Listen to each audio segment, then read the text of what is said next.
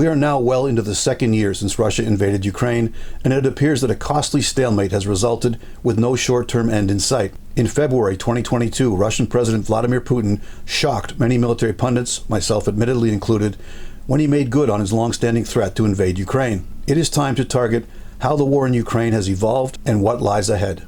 At the start of the invasion, it was believed by Putin and his Russian strategists that a formidable show of strength would collapse the armed forces of Ukraine's will to resist. After a victory parade through the streets of Kiev, Putin would install a pro-Russian regime to replace a deposed President Zelensky. As with the David versus Goliath fable, what looked to be a one-sided contest suddenly took an unexpected turn. Wherein diminutive David used a slingshot to fell the giant, Ukraine used a barrage of NATO-supplied anti-tank missiles to destroy Putin's massed armored columns. To be fair, close observers of this conflict would not have been surprised at this embarrassing setback for the Russian military. A fact that most Western military analysts choose to omit from their commentaries is the fact that armed hostilities broke out in Ukraine in February 2014. The fighting between Ukrainian troops loyal to the new regime in Kiev and those pro-Russian separatists in the breakaway Donbass region was intense.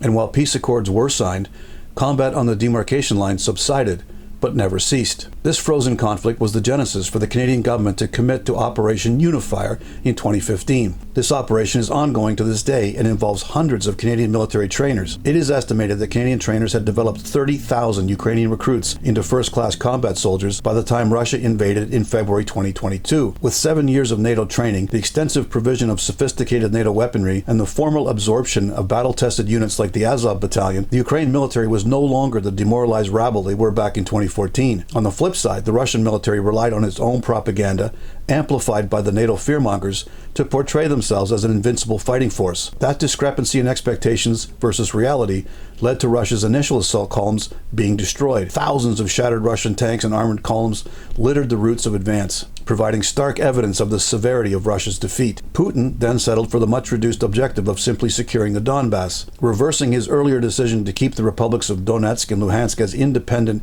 autonomous regions within a unified Ukraine, Putin formally incorporated both of these republics, plus the Ukrainian oblasts of Kherson and Zaporizhia, into the Russian Federation on September 30th, 2022. Shortly thereafter, the armed forces of Ukraine launched a blitzkrieg counteroffensive that successfully recaptured vast swaths of Russian-controlled territory. The success of last fall's offensive, along with a major increase in NATO's provisions of additional modern armored vehicles, including 10 Canadian Leopard 2 tanks, had Western defense pundits eagerly anticipating major gains for Ukraine with the next big push. This long-awaited major Ukrainian counterattack began in early June, but after 2 months of bitter fighting and huge casualties, very little ground has been gained. The reason for this is that the Russian military has learned from its painful lessons in the early clashes. With the winter months' lull in fighting, the Russians were able to dig extensive fortifications and, more importantly, lay a deeply layered series of minefields. Although casualties among Russians to date have been staggering, those who survived are now battle-hardened veterans. They are no longer the parade square paper tigers that rolled across the Ukraine border in February 2022. Unfortunately, for all involved, it appears that neither Russia nor the NATO-supplied and trained armed forces of Ukraine have the capability to deliver a heavy enough knockout blow that would end this war anytime soon. This has been On Target. I'm Scott Taylor.